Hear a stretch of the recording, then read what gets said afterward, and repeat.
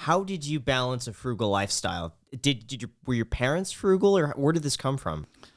I try to think about where this all came from. I really don't know. Like, I got an allowance when I was little, and I tended to save about 95% of it. Like, it was a small allowance. In Hong Kong, it's like they gave me $2 Hong Kong dollars, and you can buy one drink, one soda, right? And I saved most of that. My siblings are not frugal like I am. My parents are not. So I think it's just mostly based on kind of like a relatively low income family. And then I'm like, okay, I need to save and not splurge on stuff. Maybe it's like a Asian thing. I don't know. I was the same way. Like, neither of my parents were necessarily like big savers, but for me, I always like saving. Any Christmas money I would get, holiday, birthday money, whatever, I wouldn't spend it. I put it in an envelope in cash, and I would just count it like every week or so, and then I'd be so excited to add like a $5 bill to that, and I would just sit there and just count it. I liked it. I did not want to spend it. I do the same thing now. Yeah. Right? Like, instead of counting money, I have a spreadsheet. That's interesting. Yeah. Growing up as a kid, my parents always had to tell me to not spend my money because I would want to spend my money up until I was like, let's say maybe like 14. Then I started becoming pretty frugal. But up until then, I was like, I definitely wanted to buy the newest video game, always have like the best video game console, stuff like that. But by the way, guys, for everyone to understand, everyone knows how frugal Graham is, right? Extremely frugal. Graham looks up to Mr. Bush, Beat the Bush, for his level of frugality. Only because I'm so frugal? Yeah, well, a multitude of reasons. I look at your videos, and I see you going through these obstacles to save like what I would like $5-6, and I look at that, and it's like I used to follow that, and I would do anything. Now not necessarily, but I still look to those videos because I find the sense of adventure and like. Trying to save that extra like $5-6. Like, I like that. I like watching it. Okay, it's like entertainment. It's like, hey, that's pretty fun looking. But nah, I'm not gonna do that myself. I'm not gonna do that myself. It's too much for me. But I could live vicariously through you. Look. I have this is just a recent development. I'm like, okay, I have a video on making almond milk, right? I'm like, hey, everybody, you make your own almond milk. And then, recently I'm like, okay, this is too much work. So then I started buying, like the commercial stuff. So then I saved that time. How long would it take for you to make like a pint of almond milk? I think it goes by 2 cups, and it takes me about 5-10 minutes or so. But then it's a lot of hassle because you got to get your hands wet, and you got to... gotta squeeze the almond. So now it's a life of luxury for you, is what you're saying. You're buying almond. I'm only like picking out the really, really cringeworthy frugal stuff, right? And generally, I think in retrospect, it might have been a mistake to push that hard. Like, I'm sure it's some like character development, right? Like, I mean. I'm changing, right? Character development. Yeah. So it's like kind of like a morphing of myself, I guess. Yeah. We'll come back to that. I'm curious though. When you moved out on your own, you must know what your expenses are. I mean, I've seen your spreadsheets before. We go over them on YouTube. You're meticulous with your spending and your expenses. What were your expenses like when you first moved out? 40,000, about 24 or 25,000 was the mortgage, and then the rest was expenses. Yeah.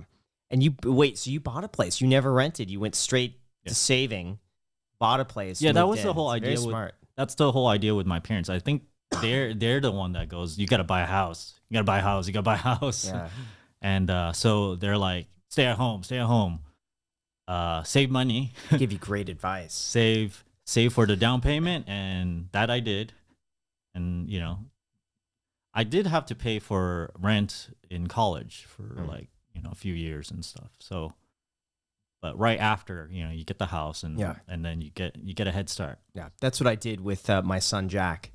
I told him live at home and I gave Jack free rent. No, you didn't. Well, $300 a month. Whatever, $300 a month for. But yes. For basically for utilities. So whatever Jack was using up is basically just like that's what I'd want back.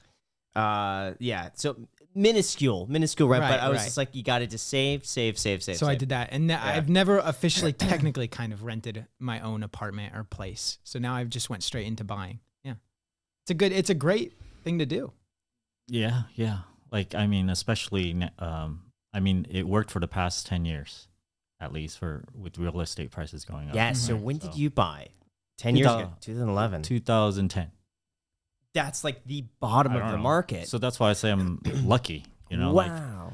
Like that was right at the time where I saved just enough to buy, but because right before the downturn, I didn't have enough to buy a house. Wow. So like it came down, and then I'm like, yes, now it's my chance, and then I jump in, and then you know it only went up from there. So what price did you buy it for? 510, 20 or so. Now, now it's double. Wow. I would imagine it would be worth because it's a townhouse, right? Yeah, it's townhouse? yeah.